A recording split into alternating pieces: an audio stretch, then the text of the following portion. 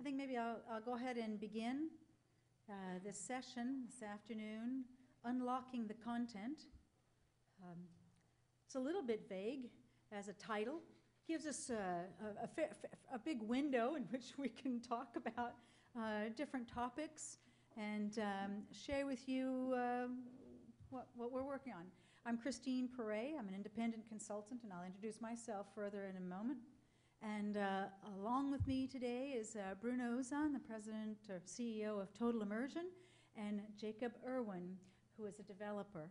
And we're going to be giving short talks and then take questions after each talk, I think, so we can have a little discussion and dig into these topics further. And, well, I think so now you know you're in the right session, and we're going to keep this lively, fast-moving, because it is the after-lunch session, and we all know how exciting that is, or how risky that is to be in an after-lunch session. So thank you. As I said, my name is Christine Perey. I've been involved in augmented reality for several years, mostly providing market analysis, landscape analysis, risk and opportunity programs. I provide services to some of the companies that are here at the event. And because I'm a human being and I live on this wonderful place we call our planet, I have an idea of augmented reality is connected to the physical world.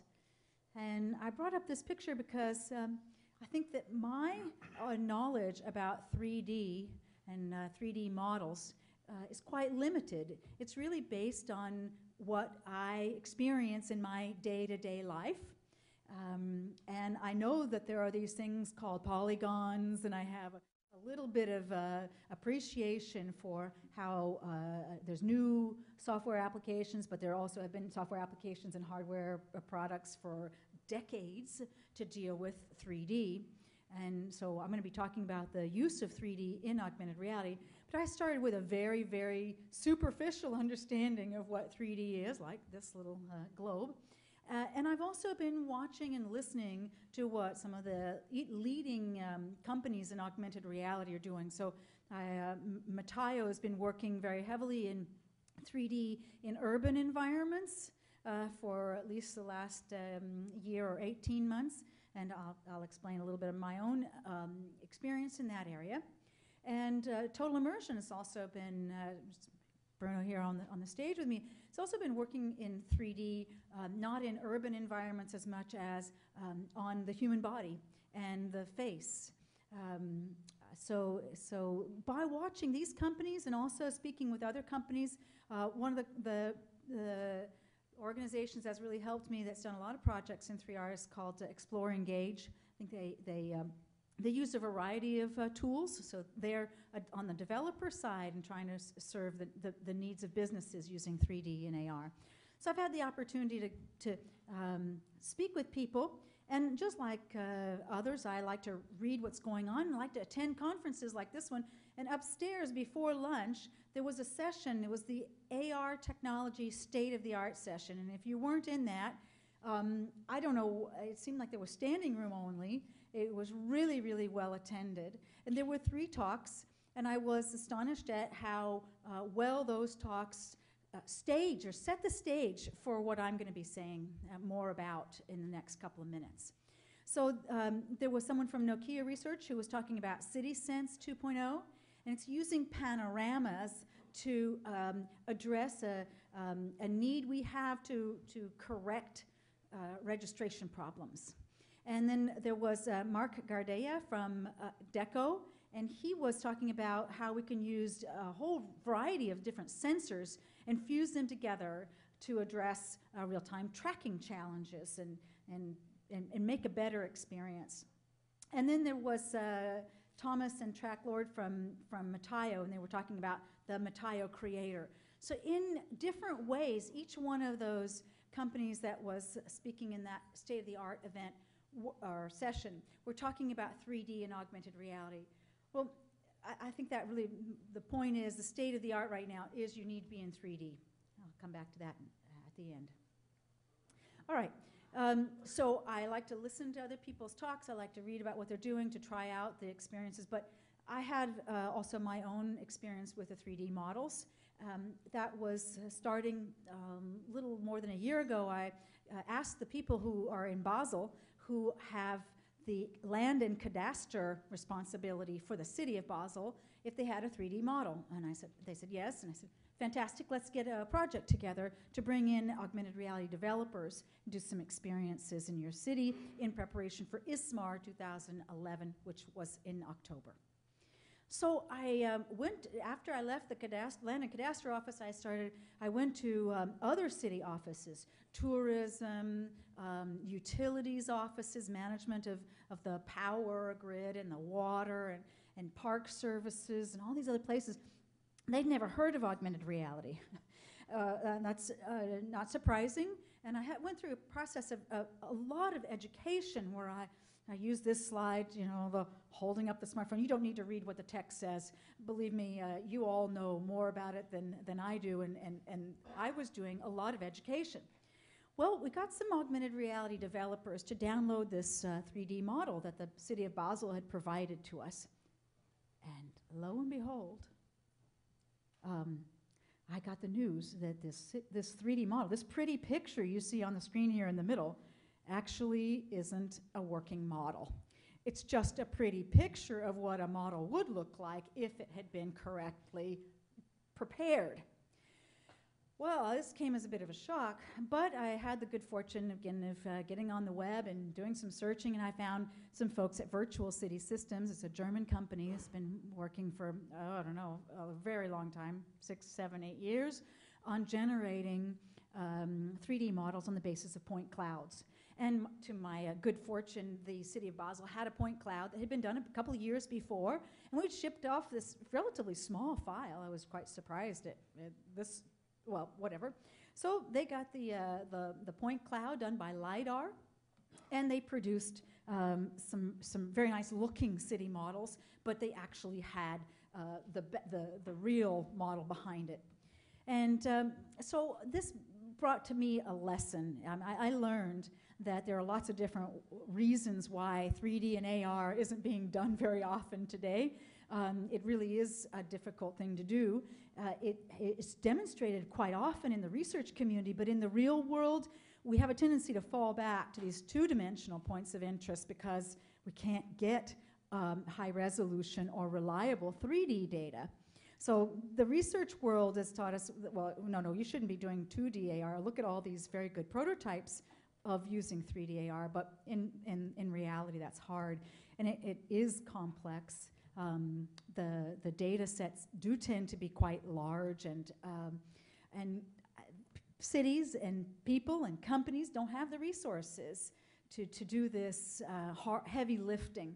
In fact, we're often accused of not solving a problem, but rather having a solution for something and looking for a problem to solve.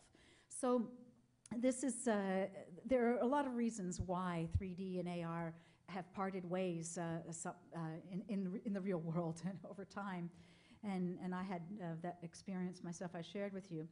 So about the same period of time, so starting last summer through the fall, I've been leading for several years these international standards meetings.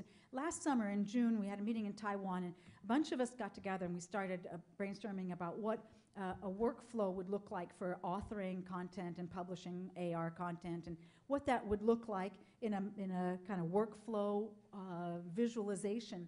And I took that to heart, and I said, well, you know, we could introduce 3D in all these different places. So I'm going to step you through the figure. I'm going to step through it pretty quickly.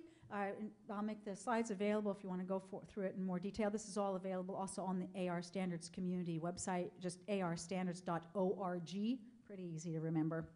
So authoring and producing experiences should always start from the physical world, and whether you're using sensors or cameras or other devices to sense the physical world, you're going to extract some patterns and some features from that. And those are, in essence, a digital representation of the physical world, right? It's all this data set is it's a digital representation of that physical world. Now, we've also got this creative guy, person, man or woman, who's using Maya or 3D Max or some other tool, SketchUp, whatever. They're creating 3D content, and they might want to use total immersion or third parties' tools to author an augmented reality experience with that. So what are they going to do? They're going to bring in the content that they've created and try to match it or try to synchronize it with triggers that can be detected by the device or the camera or the user in the physical world. So what I just walked you through very, very briefly is basically this tie between the physical world, the digital representation of the physical world, and the 3D objects that we can bring into it. Where does 3D enter into that? Well, I think the 3D objects that are created by the author are important, but there's also a question of the design of the experience using the 3D models. Like that example I gave you in Basel, what we'd like to be able to do is experiment. That experience creator should be able to experiment by using a completely digital world, a virtual world, in which to create experiences in advance, and that, I believe, can be a really, really rich platform for creativity. So no matter where you are, if you had a solid 3D model, you could create in this virtual world the experiences you'd like to deliver in the real world. But you can create them quickly and with fewer, well, you can take a lot of risks in the virtual world. Let's just put it that way. So back to my figure. So the creator, right? This is the person who has the skills, the engineering and developer skills, and who has the imagination to create new experiences. He's coming back and he says, well, now I'm going to publish my experiences that I've experimented and developed. So that publishing process is basically an encapsulation or creating lightweight versions or creating special versions, let's just say special versions, of these objects that have triggers associated with them. And they may want to publish them on a server or publish them on the client locally. It doesn't matter to me. In fact, we broke them out separately, the server and the client, when we were doing this exercise back last June. But these terms are not intended to say that there's a requirement for a distributed server-client architecture. It could also be entirely on the local device. What we didn't realize, and what I want to bring home to you today, is that we do need systems that automatically compute things like perspective and the appropriate colors that match with the natural world, and shadows and textures and occlusions. And these were topics that we were talking about in the State of the Art session upstairs before lunch. These topics, these are now being, the engineers and the research community is doing this mechanically, step by step, and trying to find automatic systems that will generate appropriate matching textures that look natural in the physical world.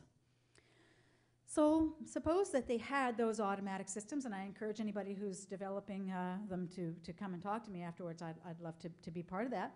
So then the end user's walking down the road, detects this physical world, which is a set of stimuli, and then the presentation information, the objects that were created by the creator, come back and appear, or they get compiled essentially in real time, and then finally presented to the end user, right, in real time. Very difficult, but it is that's the benchmark. That's what we have to be able to provide. So, before lunch, I made this reference that there were people who were talking about the challenges that we have with registration using just GPS and compass, and how we could use other. So this is a picture that was from a presentation made by Stéphane Cote. He's with Bentley Systems. I don't know how many of you know about Bentley. They've been doing, they're like Autodesk. They've been doing 3D models for urban environments and utilities for a long time. I don't know how many years, maybe 20 years. And they own a very, very significant size of the market.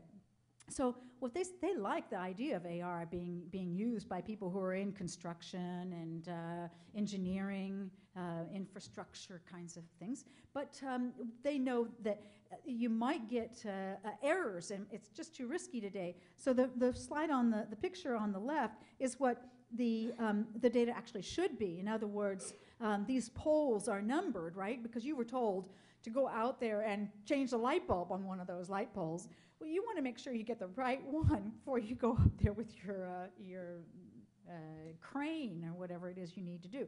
And if we had problems with registration or problems with the GPS and compass, you might end up changing the bulb in the wrong pole. So it's clear. I don't have to convince you that we do need to improve registration and tracking. This is another a scenario that Bentley shows very clearly. So it's a wonderful series of presentations, and there's a YouTube video. So if you haven't seen those, I'd be happy to share those with you. But look for Bentley augmented reality.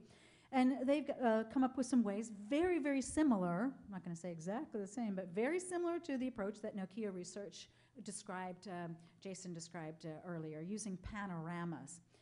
So regardless of how you use the information that you have available, I want to encourage those of you who have the opportunity to work at the presentation layer or to use 3D more frequently, not only to improve registration, but also to make more realistic textures and more realistic objects, or actually objects that work for the application that you have. Of course, to find a manhole cover and identify which manhole cover that is, you don't need to have a realistic texture. You need something that stands out, that draws attention to the user. And I think also 3D at the presentation layer is really valuable because we can also analyze what might be in the viewer's line of sight, and including occlusions as part of the scene that we create at the end for the user during the presentation was extremely important.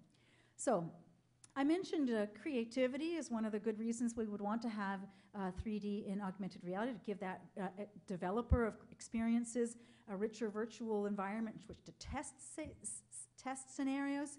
But there's also the ability to speed up the whole development process by doing automatic computations of occlusions and textures and colors. That was, I asked for the automatic systems. And I think that in the end, we really will all benefit by having much more realistic augmented reality experiences when 3D is a part of every day. So, every day, do you really think that all augmented reality experiences require 3D? Well, I think it really does matter when you have physics, because last time I checked, physics is pretty profound, and it definitely involves all the dimensions, even perhaps more than 3 dimensions, but it's definitely, when you're trying to show somebody and communicate about properties that are not visible and that act in very tangible ways, then using these are just a couple of historical examples of where people have used the 3D to enhance the augmented reality experience. I think games are another area where we absolutely need to have 3D. I don't see a great future in 2D augmented reality games, but we can argue about that.